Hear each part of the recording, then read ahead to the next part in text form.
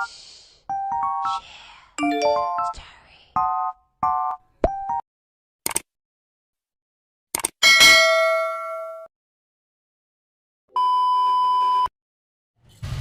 guys, good morning. It's Thursday and katatapos ko lang din guys mag-prepare. So, since it's Thursday guys, hindi tayo naka-uniform today. So, samahan nyo ka guys na pumunta na sa work. So, let's go guys!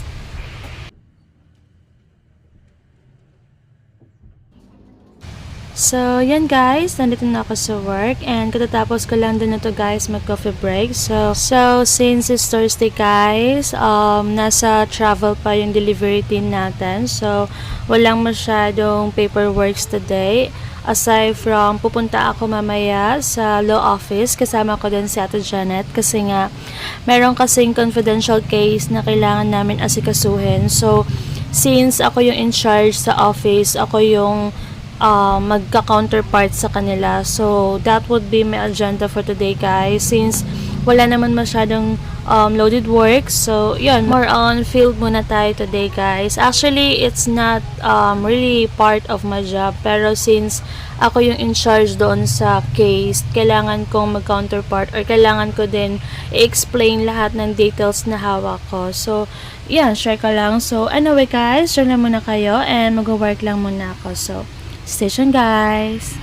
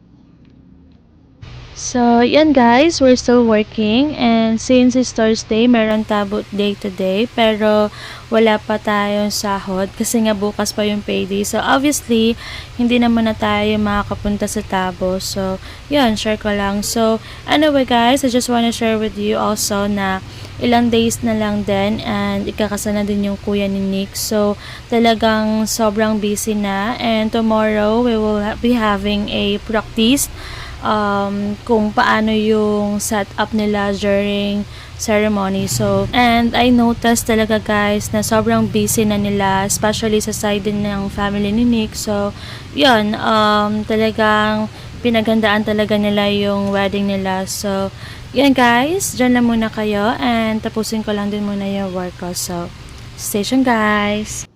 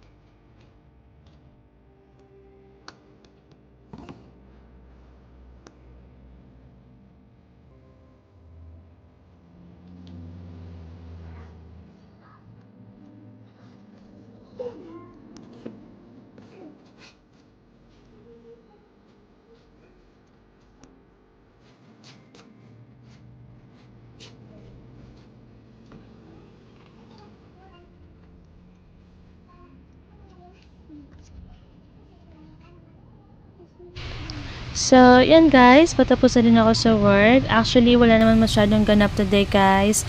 After work, diretso lang din ako sa bahay. So, yan, that's all for today's video guys. Thank you guys for watching. Please, don't forget to subscribe my YouTube channel. Bye guys!